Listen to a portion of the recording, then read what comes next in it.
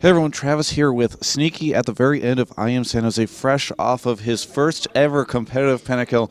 Sneaky, many people might not know that that was your first ever competitive pentakill, but as I knew all along and was not informed slightly before this interview, that's the first time you've ever done that.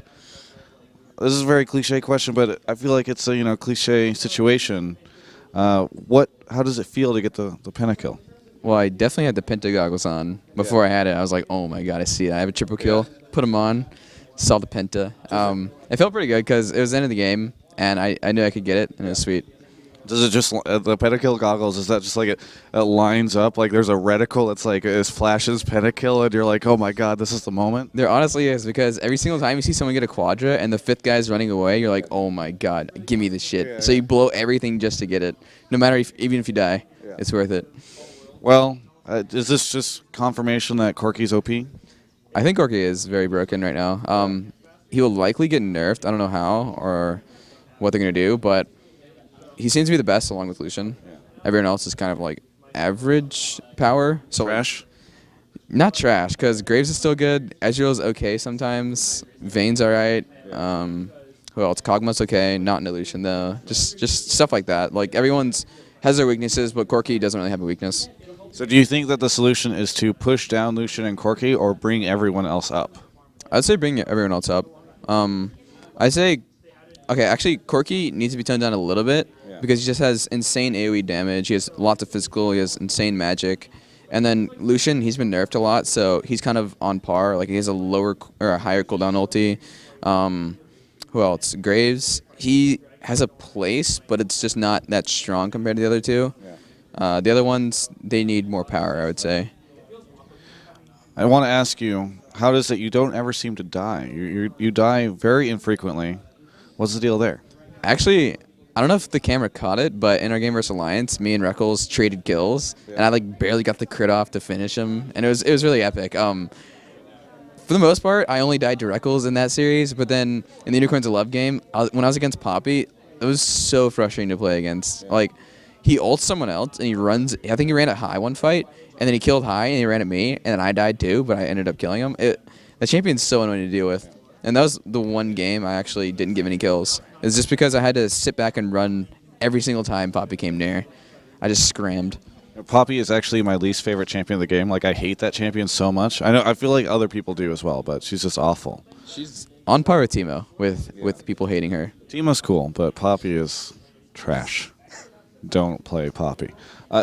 I was talking to Spellsy, my colleague, was here, taking a break from all the stats work that he does, and he's a friend of yours, so maybe he's a little biased here, but he told me it's obvious that Sneaky is single-handedly carrying Cloud9 these days. Now, I know that normally the Cloud9, I've interviewed you guys enough that you guys are like, no, we distribute credit evenly among all of the members of the team, so I want you to give me the real answer. Are you carrying Cloud9 these days? I can't do everything that I do without my team. Oh. Travis. Yeah. There it is. Oh. God, I hate that.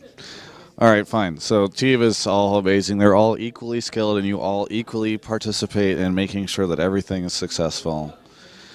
Unicorns of Love, Stomp TSM, you guys did a very good job against Unicorns of Love. What does that mean about your strength on the North American scene right now? I think TSM wasn't ready for the cheese that Unicorns of Love brought out. It was like Twisted Fate jungle, and he level 2 red ganked mid. And when you're against TF, you get locked down, you're just dead. So they didn't expect that. Bjergsen lost a lot of lives through that. And then the next game, there was against Wukong jungle. I didn't really see it much, but I would say they got cheesed in a way. But I think Unicorns of Love is a pretty solid team. They'll definitely be like top 4 in XSplit, I think, in EU. I don't know for NA versus EU strength, that is still very hard to compare because every team is different. So like, we beat Alliance and we beat Unicorns of Love, but like maybe Fnatic might beat us, or maybe just we're stronger than all the EU teams, maybe not the NA teams. I don't really know. It can mean anything. It's the rock, paper, scissors conundrum. Yeah, it honestly works that way. Like, we've lost to Fnatic many times. So us beating Alliance, even though we beat them at Worlds too, we could have lost to them if they won against Kaboom. Is Unicorns of Love the European version of Cloud9? Well, in the fact that they use the power of love to win their games. We use the power of friendship, Okay. so they have a power. But I don't know. Jared's a little less homoerotic there. They play crazy stuff. So I wouldn't really compare them to us in the fact that we have kind of played standard, but like super teamwork, where I think they play like crazy stuff and have good teamwork. It's just a little bit different. My comparison is more along the lines that you guys entered through this like expansion tournament, or not the expansion, the promotion tournament, and then proceeded to just soar into incredible success during your first split.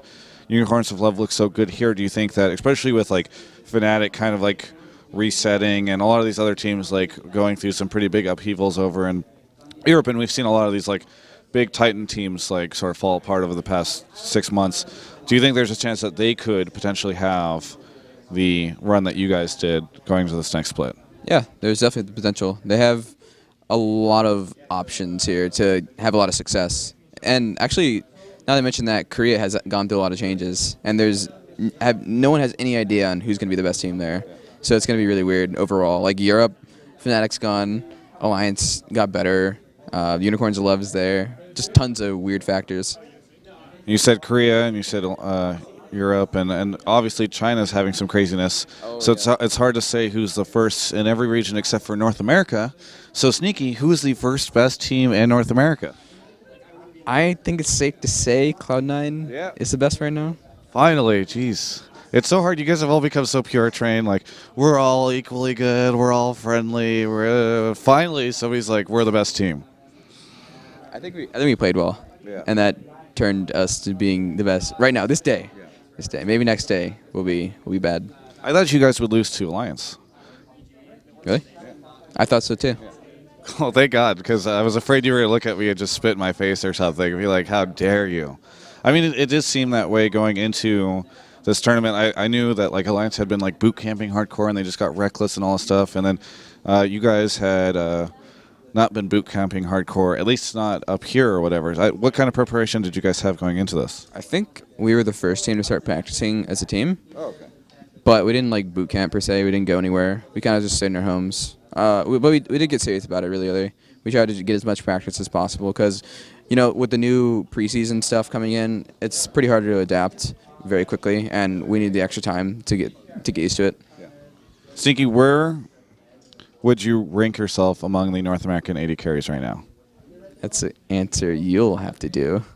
No, listen, you are an 80 carry. I think that players that play their role know better than almost anyone the relative strength of the different 80 carries. Can you give me a top 3 in North America? Top 3? I think it's probably Altec, me, and Vasily's gone. Doublelift's okay. I don't know.